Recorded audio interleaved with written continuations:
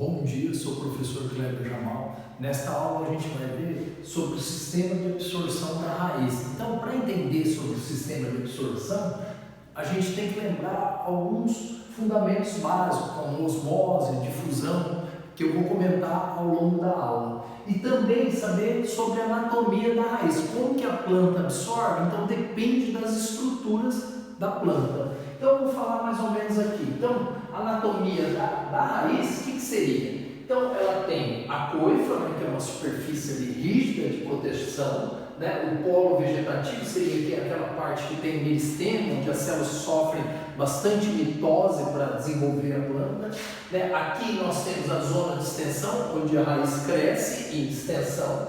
A zona pilosa, que é importante na absorção, ou zona pilífera. Então, a gente tem os pelos de absorção. Aqui nós temos a zona de ramificação, que são ramificações das raízes, e aqui o caule e aqui as folhas da planta. Então, por que depende? A planta depende muito da transpiração. Então, a água entra, o transporte depende da transpiração. Então, a água entra, né, aqui no caso, nós temos o aumento aqui do pelo absorvente. Então, o que acontece? A água acaba o quê? Ela está mais concentrada na parte de fora, tem mais água do que dentro da raiz.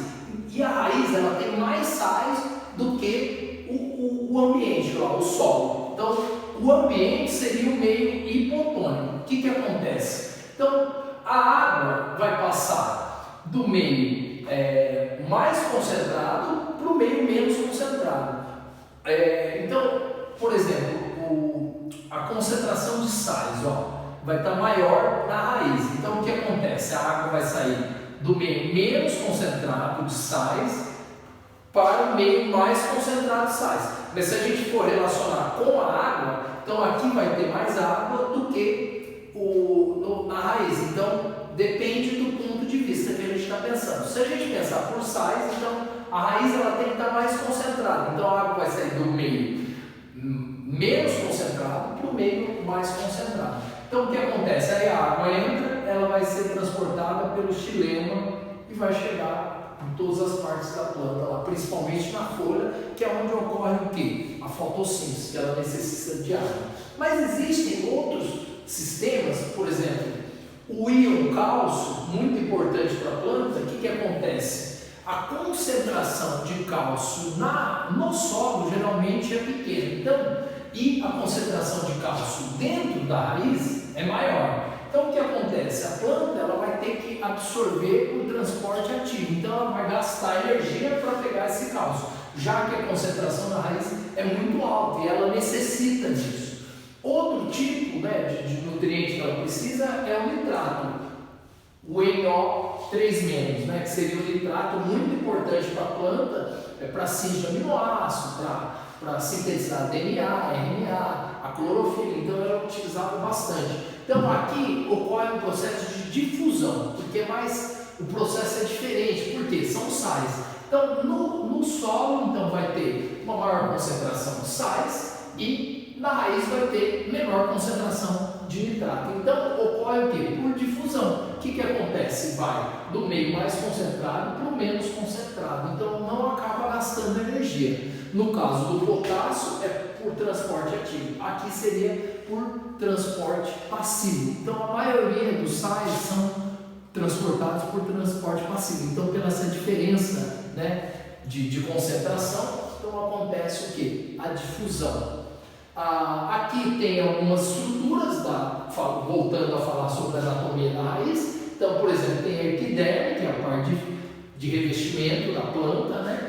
O parênquima cortical, que na realidade ela transporta lateralmente as reservas. Então, o parênquima ele transporta as reservas, principalmente plantas que acabam reservando amido na própria raiz, né? A endoderme seria o quê? Uma parte ali que acaba filtrando a passagem de nutrientes na planta. O pericito seria essa parte aqui de ramificação, né, das raízes, a parte que ramifica as raízes para fixação e absorção também, né? E o tecido vascular seria o quê? Tem dois tipos de tecido vascular. Um que transporta a seiva elaborada seria o floema e o que transporta a seiva bruta, que seria o xilema. Existe uma disposição diferente na monocotiledônea e na eudicotiledônea. São dois tipos de angiospermas que possuem raízes mais desenvolvidas, mais evoluídas. Então, no caso aqui, ó, se eu olhar o xilema e o floema é disperso, se eu olhar as monocotiledôneas. Então, os vasos de transporte, né, eles são colocados aleatoriamente na raiz. No caso da eudicotiledônea, os vasos estão, o floema fica na parte mais da superfície e no centro a gente fica o xilema, que é o que transporta a seiva bruta. Existem mais diferenças entre a raiz, né? A monocotiledônea ela possui um reforço em U, né, que evita a passagem de água, né? Não é totalmente impermeável, mas evita a passagem de água para ela seguir o caminho correto, né? No caso, se for seiva bruta, ela ir pelo xilema. Ela não cresce espessura e ela tem forma de cabeleira, né? Que nós chamamos de raiz fasciculada. Aqui no caso, uma cana de açúcar, o milho, ele é uma monocotiledônea. E os vasos são, né? Os vasos de transporte são distribuídos aleatoriamente, que eu já comentei. E a eudicotiledônea, qual seria a diferença? Ela possui um eixo central aqui, né? Nós chamamos de raiz axial. Ela cresce espessura e o endoderma tem paredes impermeáveis, assim, com celulose, para evitar da água ir para locais que não é apropriado. Então ela direciona a água corretamente, ou no caso do xilema, para a seiva bruta ir diretamente para o xilema, certo? E os vasos eles são distribuídos assim, floema mais na superfície e o xilema central. E quais seriam os principais nutrientes da planta? Eu já comentei sobre o potássio, né, e o nitrato. O nitrato, então, é muito importante para a planta. O que acontece? Sintetiza aminoácidos, para sintetizar clorofila, DNA, RNA, então, e ele é absorvido através de difusão, já que a maior concentração geralmente está no solo. Claro que tem plantas que se adaptam em solo com baixa concentração de nitrato e tem outros processos de absorção.